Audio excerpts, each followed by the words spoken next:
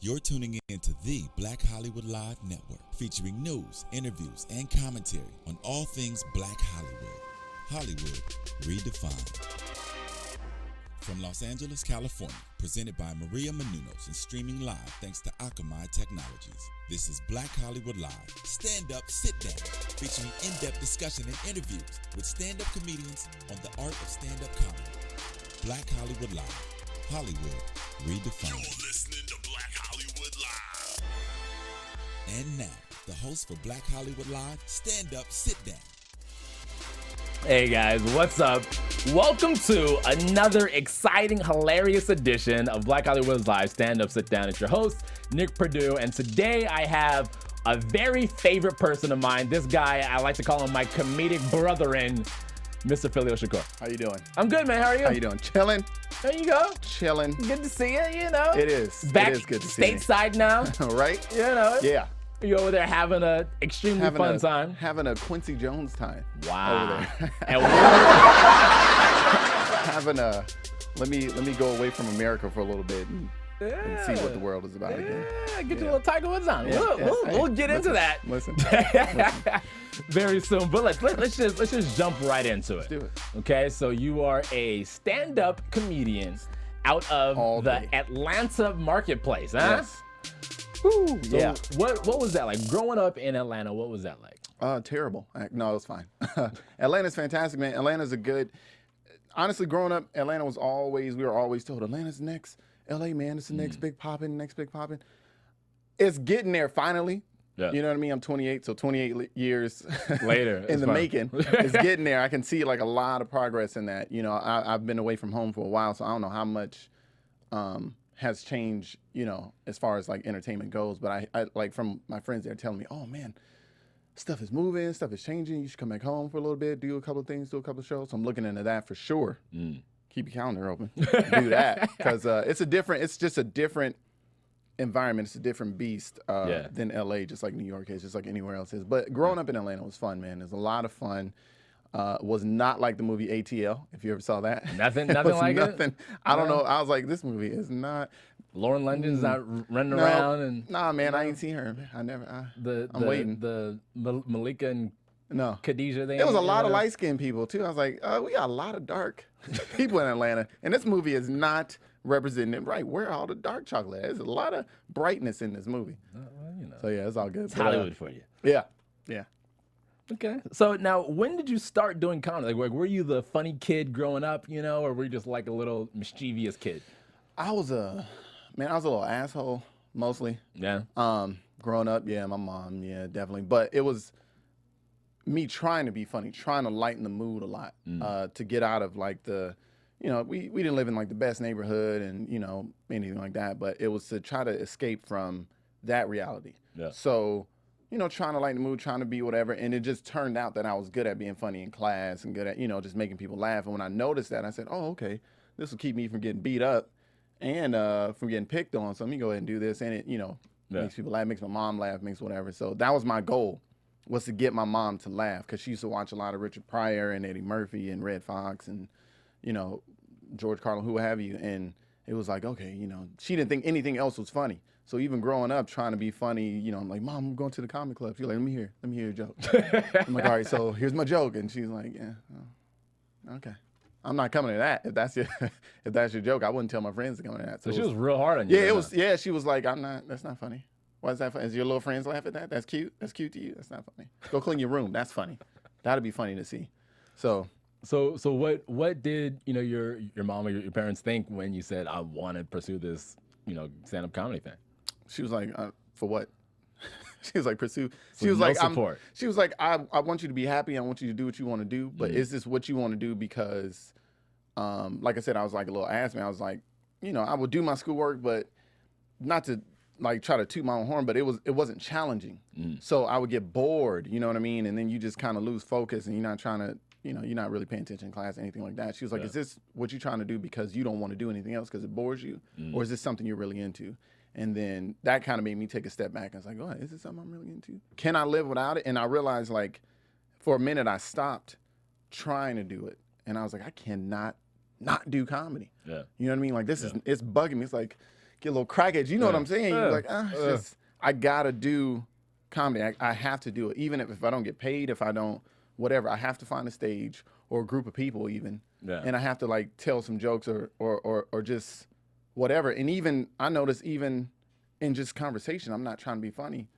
People would laugh, and I said, "Well, I feel like this is a natural thing for me. Yeah.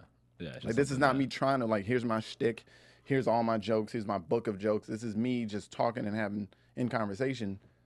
I'm having a great time. This is what I love. So she was like, I want you to do what you want to do, but make sure it is what you want to do. Don't just be out here doing it because your boys is like, oh, yo, you funny. Hey, you funny shot. You know, just actually pursue it and do it to the best of your ability. So. And then my dad, I don't know if you see him, ask him if I ever see him. So now coming from Atlanta, because we talked about earlier, the beast in Atlanta is totally different than the comedic circuit, as you will, in LA. So what would you say is probably the biggest differences that versus Atlanta stages and versus LA stages? There's two differences, and I think it's more of it's almost an East and West Coast and South. I'd still say East, but kind of thing. There's the audience is a big difference. Mm-hmm. The audience will boo you in Atlanta and in the East. They will boo you. They will tell you to get off the stage. They will heckle you if you are not funny. In the West, it seems like they'll just tolerate it. Mm-hmm. You might get a, they give you courtesy claps. Even at the end, if you're not funny, they'll clap. They won't do that in Atlanta. They'll be like, no, this is terrible. This is not funny. They'll start tweeting and texting about how not funny you are and taking pictures like, look, this is unfunny, nigga. Like, they don't care at all. So that's one difference. And then the other difference might even be the comics, just like the way we approach it. I try not to just like you, and I appreciate, that's why we click so well, because I try not to pigeonhole myself into being like, oh, I'm a Southern comic, so all my material is Southern. You know what I mean? Or like, oh, I'm a Black comic, or I'm this comic. I'm just a comic, and whatever I find funny is funny. Like even my people I look up to, I guess I kind of get that from them because they're not that kind of, this is my shtick, this is me, this is the only audience that I have. So, I don't know. That's good. That's good. And I think too that now, because comedy is really, it's evolving in such a way. Like I'm glad that BET went down to Atlanta to do Comic View, because you really get like a real gritty type audience versus like the Hollywood fluff audience that you get out here. And there's no fillers. You can't buy people to sit in the seats. Exactly. Like, hey, first two rows, you guys are all paid models to sit here and laugh at this guy that no one else is laughing at. So, or girl, excuse me, I don't want to be that guy. So let's talk about what your very first show was like. Where was it? How did you feel? It was in Atlanta. It was at this little coffee like a coffee shop, cafe type deal. They had an open mic, and it was an 18 and older open mic, but I was only like 16, and I was like, okay, I'm gonna try this, because at the time, it was funny. My girlfriend at the time was like, hey, you're funny. Why don't you ever try to actually go on stage and do stand up? And I was like, crazy, whatever. And I thought about it, I was like, okay, she might be right. Sometimes she says smart things, so. Let me see if this is one of them. So I go and I try to sign up for it, and the guy's like, how old are you? And I'm like, oh, I'm 17, man. He's like, oh, all right, I'm gonna let you in, but don't let nobody know. And I'm like, cool, I can't believe I got away with that. So I go in, I do it, and it actually went over well. Yeah. It was just 16-year-old material though, so it wasn't actual, like I barely knew anything. So the audience laughed, but I think more so they laughed at knowing that I was just a young kid, and what I was delivering was young kid stuff. I think I think the crowd was like 18, a little bit older, but so they were like, oh, I just kind of went through that, so that's kind of funny right there. And it was like, ha, ha, ha, ha. It wasn't like, oh, it wasn't like, jumping up and down and all that crazy, this is my... knocking stuff over. Yeah, like screaming, collapsing. There was none of that. And it went over well. It was great. And I didn't do it again, actually, until I was 18. So it took like a 2-year hiatus. I was like, man, that was tough. Like, even though I got laughs, I was like, oh, man, I really got to work on it. Because I did my whole, hey, I'm a comedian, and here's my jokes. And they liked it, but I could tell they didn't like it. So the second time I went up, I was like 18. It was like at some little club. And they booed me. Wow. First joke out the gate, they were like, nope, this is awful. Get them off. And I was like, what? And so I went ahead into my next joke, and they were like, no, boo. I was like, oh, my God. So I was like, what am I going to do? I said, okay, I'm going to embrace it. I'm gonna embrace the bomb.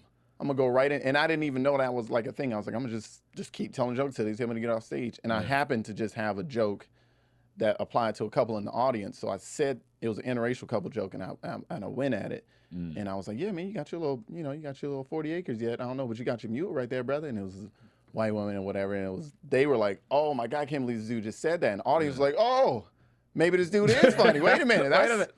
That's funny, kind of. It's kind of, and they kind of, and I was like, okay, so if I just be myself, this is what I learned. If I'm just myself and I don't try to be Eddie Murphy, I don't try to be these people who I looked up to like Chris Rock and stuff. I'm like, I can actually achieve what I want to achieve. So the first time was cool. The second time, I was almost like, man, this is not easy. Like I thought it was like, this is easy. All my friends laugh at me. Clearly, I'm funny. Yeah. So yeah. But no, okay. Well, how much time did you do on your first time up? On the first time, it was like 3 minutes, not even. And then the second time was how long? Second time was like 5 minutes. And that was the longest the longest 5 minutes of my life. Because it's like 5 minutes goes by quick. You know, you're watching a little TV show. You're like, oh, okay, yeah, 5 minutes went by, whatever. But when you're up there and you're doing, when you're doing it, that first joke could be 30 seconds. You're like, damn, I only got 3 jokes. If they don't feel it, like they don't feel it within the first 7 seconds, and that's it. That's it. Like your intro got to be on something. Yeah. Like that first one's got to be on it. Because otherwise they're like, oh, okay. And people, they have to like you. So best and then worst show. What would you say? Have you had your best show, and then which show was your worst show? I would say my best show would be a show, might be a show I did in Florida back when I was in school, in college. I went to college in Orlando, and I did a really good show then. I mean, other than I did, a couple overseas we were talking about, but they stood up and clapped. But that was my first, the audience got up and was like, this guy is funny. People were shaking my hand after. Old people were shaking my hand after, hugging me like, you funny, taking pics. This is before camera phones. And well, it was not before camera phones. It was before Instagram and Twitter and all that. So it was just like, they took these pictures and we're just going to have these pictures. Keep the pictures. Maybe on a MySpace or something. Yeah. But it was like me with people. And I was like, yo, this is fantastic. This is great. And there was a bunch of other comedians that went up and they all did great. And it was just a good night.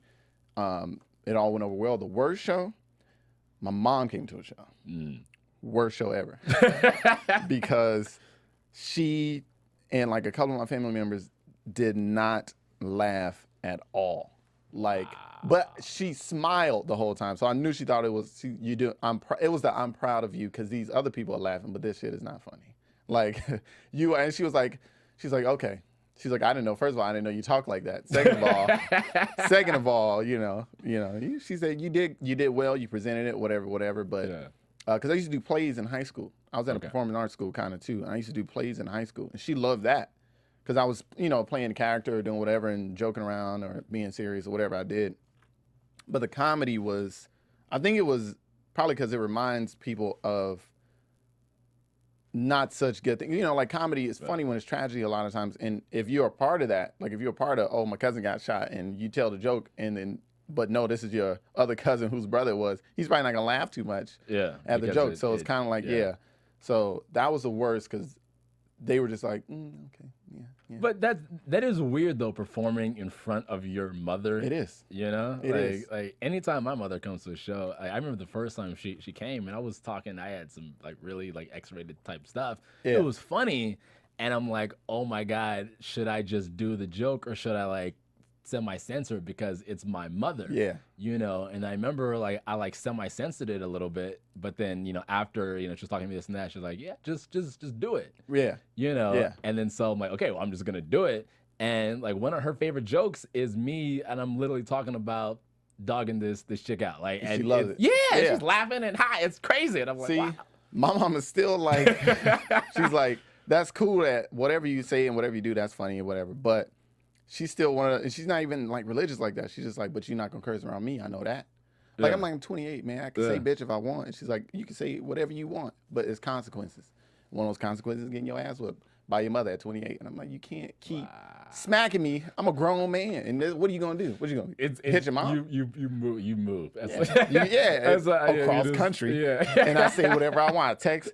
I talk to my brother on FaceTime. Yeah, motherfucker. Who was that? Your brother? Nothing, mama. Nothing. We didn't say nothing. Need to go to church. Yeah. So how do you develop jokes? Like, what is your writing process and all that like? When I started, I had a writing process of, I would sit around with all my friends or people or even strangers, like on a train or on, like the metro or whatever, the bus, and listen to people's conversations, and then try to put myself in their shoes, kind of, or like take from that, or take from just like my own life experiences, and kind of even write out like a little short story. Is what I used to do. But honestly, for me, and then this is probably not good for me if I ever tried to be an actor, memorizing lines is cool, but I'm too critical of it. And I go over, myself, my own delivery over and over and over. And I guess anybody who's an actor, I don't know, they would do the same thing. But so I had to change that because I would be on stage and I would trip up because I had so much, such a long story to remember. And I said, okay, here's what I got to do.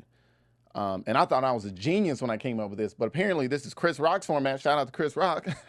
And like a lot of other comedians, I saw him on the program and he said, that's the format that he uses. I was like, oh, that's my format. I write just the topic. So I write a topic like, Chick-fil-A versus gay marriage.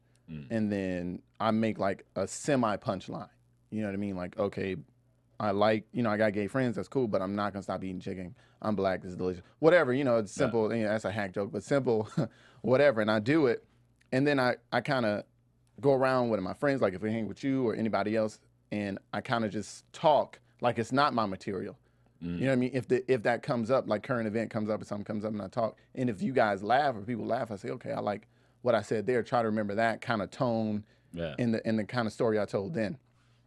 Or I just do that and I go on stage and I just get a feel for it. But normally, I just write like a topic. So if you see my list of notes in my phone or like a piece of paper, it'll be like gay thugs, Chick-fil-A versus gay marriage. It'll be like, unprotected sex, pull out, can't get it. Like, it's just like, that's it. It's no more than that, because if I do too much, I'll try to change it 50 million times before I get a chance to even perform it and see if it's good. Yeah. So that's how I do my thing, which is, some people say it's kind of like freestyling when you rap. Yeah, kind of, but once I get it going, I got it. You know what I mean? Once I got the bit in my head, I got it. I might alter it a little bit for East Coast crowd, West Coast crowd, all club full of all women feminists or a club full of thugs. You know what I mean? I might have to just a little bit just to kind of make them relate to it more, but for the most part, it's still the same bit.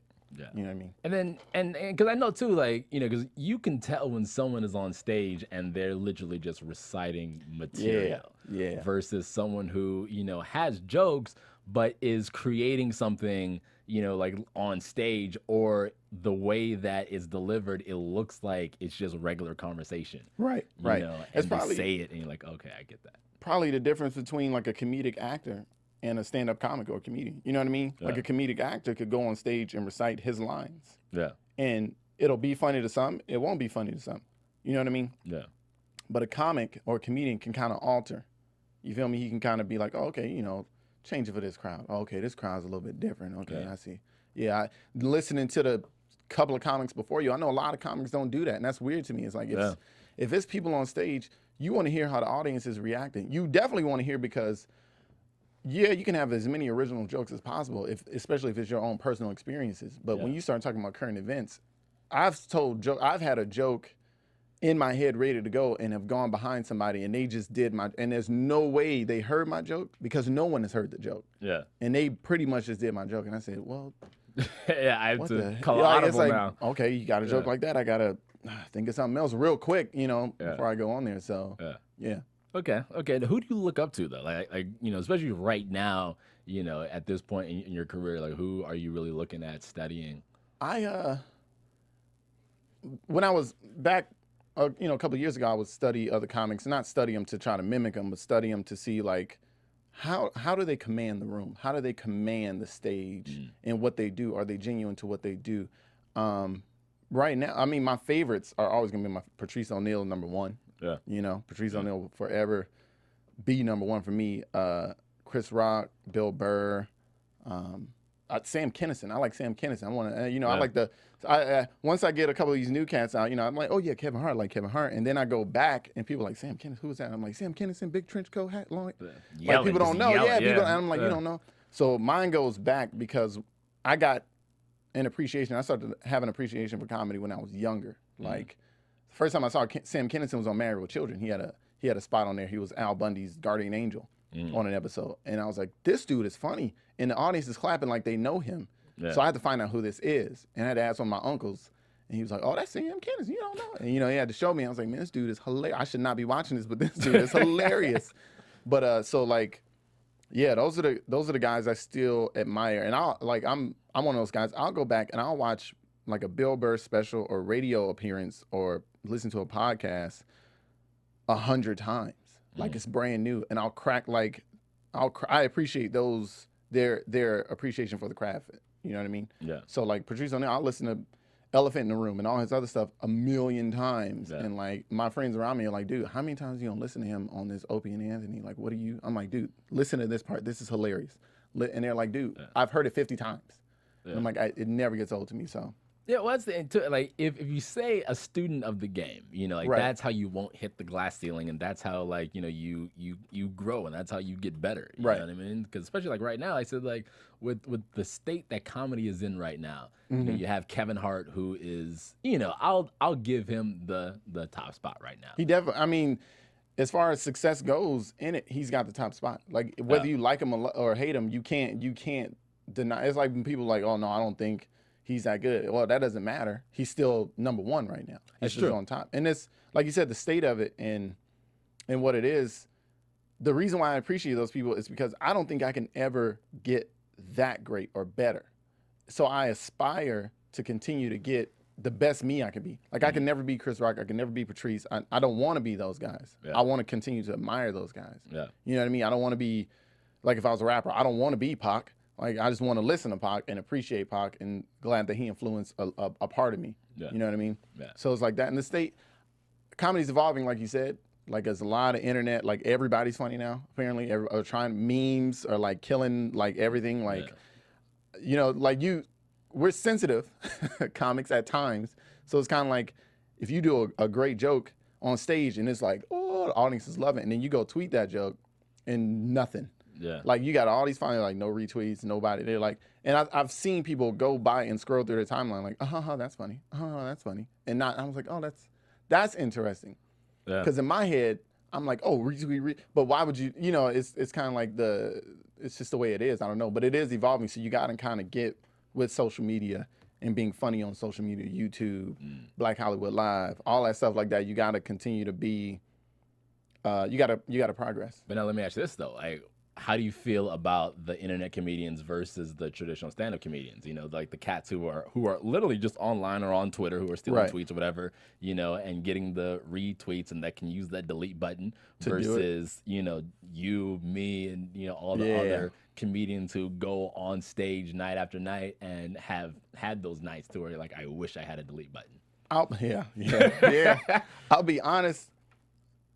To me, that's more just comedic writing. That's like if Larry David back in the day, when him and Jerry were doing Seinfeld, you know what I mean? If Twitter was out, those guys would kind of be like a Larry David. Because Larry David, and they wrote it together. They wrote it, but Seinfeld performed it. You feel me? But Seinfeld wrote and performed. So I feel like we do both. And then there's the Larry Davids who, he performed now. He kind of probably performed back in the day. But he was known to be that writer, to be that dude. Yeah. So it's kind of it kind of has its place, but at the same time, everything evolves and everything has little fads in it. I don't know personally how long it'll last. You know what I mean? I invest a portion of myself into it to see make sure I still have a name for myself somewhere. But I feel like if you want to call yourself a comic or you want to call yourself a comedian because of what it is, it's like you want to call yourself a rapper. You can't just rap on the internet. You feel me? Yeah. You got to go out. You got to go do some battles. Some shows, mixtape, you know what I mean? You got to do a lot of stuff. Yeah. If you're a dancer, you don't just dance at home in your living room and tape it. You got to go do some shows. You got to, in the streets, pop lock classes against somebody, classes. So I feel like if you want to call yourself a comic or a comedian, you got to get out and embrace the entire culture. You know, you got to do like, you got to go get up in front of some people. The open You mics. got to go in front of the camera, behind the camera. You know what I mean? All that stuff. You got to learn all that stuff in order to truly be like, I am a comic. This is what I do. Okay. Personally. If you don't feel that way, cool. It don't have to be no beef. I'm just saying personally. let's talk about Dave Chappelle, because he recently, I think it was either yesterday or 2 days ago, where he performed and like he did 10 minutes and then he got upset and he smoking cigarettes on stage because he had to do fill like another 22 minutes, whatever. So how do you feel about, because this isn't the first time that he's had like, not necessarily a meltdown. I don't want to call it a meltdown on stage, right. But like to where he didn't deliver the Dave Chappelle that people know and love. I think everyone says being a performer is hard, being a performer. And people have heard that. But Dave Chappelle is on that list of my top 5. You understand? So I have nothing but admiration for Dave Chappelle. I think people don't care. It's customer service is what we're doing, honestly. Even though it's for us, a lot of people don't understand what comedy is to the comic, to the true comic. It's not really for the audience. It's for that person's therapy. So it's for us, but they don't care. I didn't come to Walmart for you to tell me you don't have something or you don't feel like working or whatever your issue is going on. I came here to buy something and you got to check me out. I came here to laugh at you, Mr. Comedian, so make me laugh. No. So it can get tense because also there's also a line to where people know if someone's having a bad day. If this person, everyone knows Dave Chappelle is fantastic. He's great. Yeah. You understand? He's one of the greats. Yeah. So to go to a show and he's, in your opinion, audience, not doing so well, take a look at yourselves. You understand what I'm saying? Maybe it's you who's messing up. But for real, spoken as a true comedian. Try to understand that he might have had some, he's got some stuff maybe going on. Yeah, it's true. You understand? I know in the stages where he lets it out. That's the other part to it. The stage is there for us to let it out. It's the therapy. Yeah. You know what I mean? I applaud him for taking control like he does. Like he has no regard for like whatever you want to call mainstream entertainment or whatever. He's like, look, I'm Dave Chappelle. Take it or leave it, baby. Yeah. I ain't signing no record label. Yeah. I'm a free agent. I'm out here doing my own shows. I'm booking my own stuff. I'm blowing up like this, and I love that, man. If more people could do that, you know what I mean? It'd be fantastic. But it's that freedom. Yeah, a lot of people, he's not in it for the money. And that's why one of the things why he's on my top 5, besides just being a funny motherfucker, he's on my top 5. But it's like Patrice, it's like Burr, and like all these other people. Not saying they don't want to make money doing what they love. Anybody does. Yeah. But if they didn't make money doing it, they would continue to do it. Yep. And that's the thing that I appreciate the most, because I ain't balling off comedy, but I'm not going to stop doing it. I'll be 57 years old. Doing it on a stage if I can, you know what I mean? Like it's never gonna not be a part of my life. There's no retirement limit really to comedy, because like Red Fox was on stage. He was like 80 something on stage. Not George Carlin. Who was George Burns? George Burns. He was he was on 90. He was still Dick on Gregory. Stage. So yeah, exactly. So you have these guys who are still like in the 80s, 90s that are still doing comedy. Yeah. And I think that's the cool thing about it. Is that there literally is no retirement age that you can literally do it forever. Right. Right. Now let me ask you this though, but we've seen some quote unquote meltdowns. Right. So like with Katt Williams. Right. How do you feel about Katt Williams? Because some people say he's crazy, some people say he's not, some people say, so what is your take on the whole Katt Williams debacle? Listen, man, I saw a YouTube video of the brother Katt doing he was going off on some other celebrities and stuff. And I was just like, I don't know what's going on with him. Again, like the same thing with Chappelle. I don't know what's happening with them in their personal life and the stage of therapy. But for me, there is a line. You know what I mean? Like there's a such thing as shock value, and there's a such thing as just being an asshole for no reason. So it's really up to the audience and to the general public of what that line is. So if I go on stage, I say some filthy, some ill shit, and if the audience is like, oh God, that's so bad, that's up to them. Yeah. You know what I mean? So if you're willing to risk that and you're willing to put that out there, I admire and appreciate that. You know what I mean? It's like a dude with a swastika on his head. You want to walk around the street with a swastika on your head? I'm black. You know what I mean? That might be a little offensive if you want to say whatever. I'd be cautious of turning my back on you, most definitely. Yeah. But the courage, you know what I mean? That you got to respect the courage. You got to respect the courage. You got to respect and admire the fact that somebody's willing to put themselves out there like that in this day and age. Is it a meltdown? Maybe, but it's more like a, you know, he need a hug. You know what I mean? That kind of thing. Like Miley Cyrus. Like, no, everybody too busy making fun of the young girl. Hug her, give her. She ain't got no girlfriends. She ain't got no friends, no home. What's the other one? Amanda Bynes. Yeah. Give her. She need a cool group of girls to go get some Starbucks with, and some Ugg boots or whatever they do, and chill and talk about nothing, because they don't talk about nothing, but chill and talk about nothing together. And she don't have that, and that's so funny. Like the way everything is evolving with social media, people are so busy attacking other people. It's like if you were bullied in school, and now you're on social media because you have this wall or this mask. Now you're the bully. Yeah. People don't even realize that. I've seen kids that I've known that I was like, man, you used to get beat up every day, and now you making fun of everybody. Yeah. Like I get like where the anger comes from, or where you want to do it, whatever. But back in the day, you would turn out to be like, you know, Bill Gates. Now you just a dude online talking. You would take that anger and be like, I'm gonna build a computer and get billions of dollars. And now it's like, I'm gonna get a Twitter and make fun of everybody. You know what I mean? So it's that's weird to me. I mean, you know, it is what it is. But let's jump into this European tour that you did, Canada and Europe. So what was that like? You know, performing overseas. You know, like did these crowds respond to you? Did they accept you as an American comedian, as a Black American comedian? Listen, I said I did the Quincy Jones, didn't I? Okay. If y'all don't know what that is, then you're in the wrong profession. You need to look it up. How Quincy Jones lived back in the day. Y'all saw Ray. No, listen. Audiences all over are totally different. Like in a movie theater in London, if you was in London, you go to a movie theater, there is no, you know, you watching the Avengers and Hulk smashing and Thor's blowing stuff up, and we're like, whoa, look at that hammer, this shit is crazy. No, not there. Not at all. It's, oh, that's good. Oh, wow. Oh, ha, ha, ha. That's it. I'm one of those like, oh, yo, that's funny. You can't do that because everybody in the theater will turn and look at you. There's no, even Black people, even the Black people over there are like, oh, yeah, yeah. I'm like, yo, that was, like, I would be on the floor crying, making noise. You know, I'm a loud laugher. I'm a loud dude. They don't play that. So that right there told me, like, oh, this audience is going to be totally different. And but at a comedy show, they loosen up. But it's cool because just being a Black American anywhere else, or just being anywhere, like a British dude comes over here or whatever, we go over there, it's just different. So everybody wants to see something different and experience something different.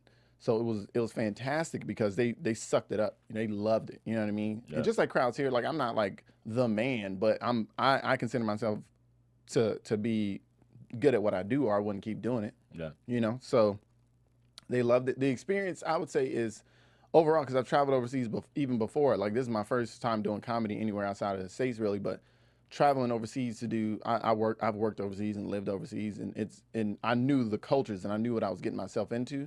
But just to have that experience in general is something I think anybody in any entertainment profession, especially, you should experience before you blow up. If you blow up, go experience that. Get humbled by it, because you funny in New Jersey, but you might not be funny in Berlin. You feel me? Yeah. So if you're trying to do movies, like everybody's trying to be an actor, a movie, a TV show, you might want to check yourself or you know, find out what you need to learn. Find out a couple of things. You know what I mean? Learn. It helped me grow because I had to learn about all these cultures to relate. In London, they don't have Chick-fil-A, so my Chick-fil-A joke doesn't work. So in order to fix it, I had to find out, okay, what do they have close to? They have this restaurant called Nando's. It's a chicken place. Then they don't have Polynesian sauce because they don't have Chick-fil-A, but they have peri-peri sauce.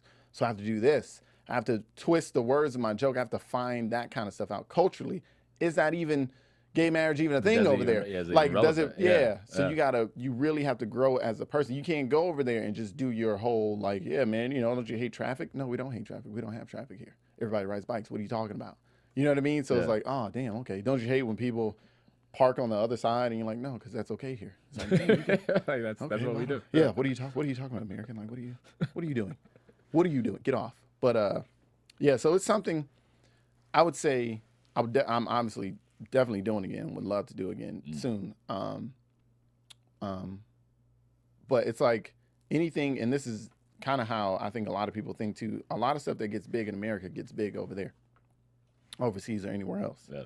You know, like we get some of these people, You know, sometimes like I just heard of Iggy Azalea. Iggy Azalea, am I saying it? Iggy, I just heard of whatever her last name is. a little bit ago. I was like, man, who is this girl? Where she is? Fine, look at what's going on here. And I was like, she Australian. What? She sound like she from Brooklyn. So it's like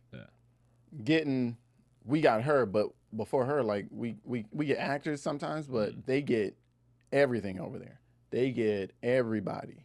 That's what they look for. But now, like, do you feel that, because you know, like how some musicians, right, that you know are from the States, like they'll go overseas and really get their music career started first, like the Backstreet Boys and all them stuff like that. You know, like they went overseas first, you know, to really kind of generate their big buzz over there, and then they came to the States because now they have like this big European push behind them. Right. They come to the States and then blow up. Do you think that comedy could work in that same regard, or would it be totally different? I think if done right, yeah, most definitely. I think you could become somebody famous over there, and you're American, so just naturally coming home, you know, to do a movie or to do whatever, yeah, probably easily done. They'll say, man, you're doing big over there already. You got numbers, okay? Because we're gonna release this movie over there, so we're gonna put you as the front man over there, you know. So definitely. So what are your goals as a comedian, like in the next 3 years, the next 5 years? Like, where do you see yourself, and like where do you want to be? Man, I just want to keep doing it, definitely. But my dream has always been, and this is one of my other idols, Conan O'Brien.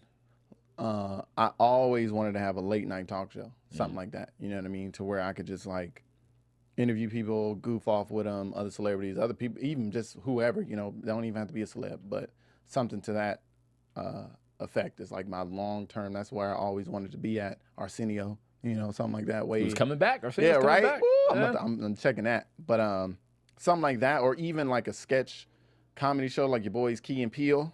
You know, love that show, like hilarious, something like that. Or even just writing for a show, even if I'm not in front of the camera, just being a part of something that I developed or something, having something like out there that people can see and appreciate. Like, oh, this show is great, man. Yeah. You know, never really see me acting in it, never really see me doing anything in it too much, but know that it's from me. And you're still getting checks. You know, I'm still getting checks, man. I'm still getting paid. You know, what makes you laugh? Like what is, you know, you're like, okay, that's funny. You know, stomp on the floor laughing. Just a crazy off the wall observation.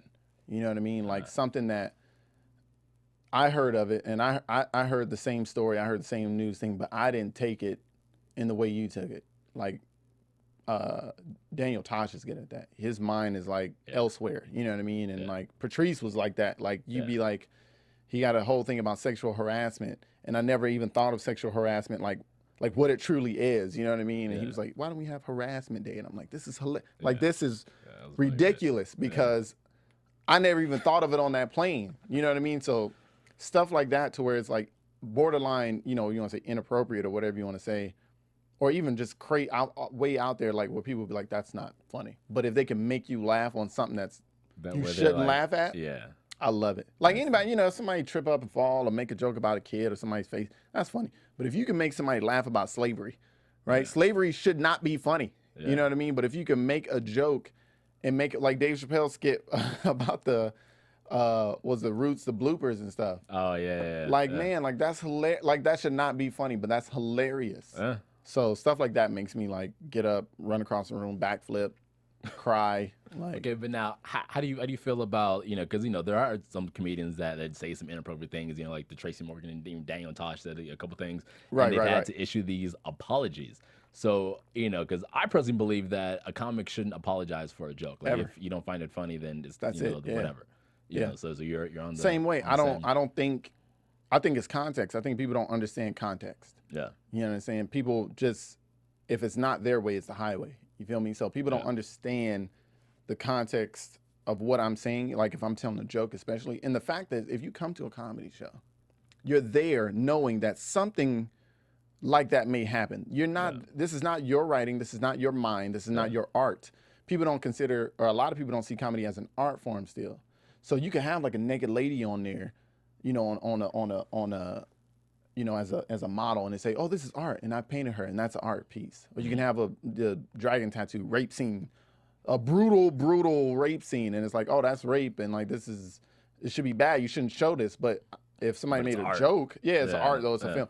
I made a joke about it, then it's You know what I'm saying? That's bad. I'm confused. You know what I mean? I'm confused on what you consider the context to be, what you consider art to be. So it's kind of like, I don't think a comic should ever, I mean, if you're not in a situation where you're doing comedy, if you're just at somebody's house and you're like, ha ha, you got raped, that may not be the proper context. But if the context, I'm on stage or I'm performing, I'm behind the camera on the radio and I'm doing my thing as a comic, let me do my thing. If you don't like it, turn it off. I never understood that whole, let me write angry letters and email and Yelp and you guys should pull your sponsor. Why?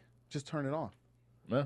That's it. I mean, you turn off anything else you don't want to watch. You flip. You don't see a commercial you like. You don't write to Colgate. I don't like how that guy was brushing his teeth so hard. That's ridiculous. What if his gums bleed and now my son brushes his teeth? Like, just turn the channel. Like, it's stupid. Don't, you know. All right, well, there you go. That's me. So don't apologize for anything. I ain't apologizing for for nothing unless it's gonna cost me my life or something. So tell us, what do you have coming up? You know, like where can we see you? What can we expect to see you? You know, what's going on in the world of Phileo? I got some open mics that I'm gonna be doing back in LA, the showcase town. I got some open mics, man. I'm trying to do Ha Ha. Got to get up with people. Ha Ha Cafe. I've been getting emails from people from the comedy stores. So you check my Twitter. You check me. I'll post it. Check my Instagram. I'll post something that I'll be doing soon. I don't have a set, or no, maybe I do. No, I don't have a set thing yet, but there's a couple of local comedians and friends we know, people that are like, oh yeah, come do this show this day, this day. I just need to be diligent about emailing back, like, yes, I will be there, and actually, doing it, and not being like, oh, what's today, Thursday? Oh, damn, what time is it? I gotta go do a show. Yeah, like, you don't want to be a comedian. Don't want to be that guy. Where can people find you online? Online on Twitter. You can find me first and foremost is Yo Phileo, Y-O, Phileo, Phileo. It's like Yo MTV Raps, but it's not, it's lame, but it's Yo Phileo. You can find me there. Find me on Instagram, Phileo Shacor. You can find me on YouTube, Chocolate Phileo. Just go to my Twitter and you'll find all the links on Twitter. Yo Phileo, Twitter. Well, thank you for coming in, sir. It was Thank you fun. for having me, man. You know, we got some good information. Got some delicious water. There you go. Water. Thank you guys. Booze. I'll say it's booze. Thank you guys for tuning in. Another exciting installment of Black Hollywood Live Stand Up, Sit Down. Again, you can find me all over the internet at The Nick Purdue. See you soon. From producers Maria Menounos, Kevin Undergaro, Phil Svitek, Dario Kristen, and the entire BHL staff, we would like to thank you for tuning in to the Black Hollywood Live Network. If you have questions or comments, tweet us at BHL Online or email us at info@blackhollywoodlive.com. For more exclusive content, visit blackhollywoodlive.com. This has been a presentation of the Black Hollywood Live Network. Hollywood redefined. The views expressed here are those of the host only and do not necessarily reflect the views of BHL or its owners or principals.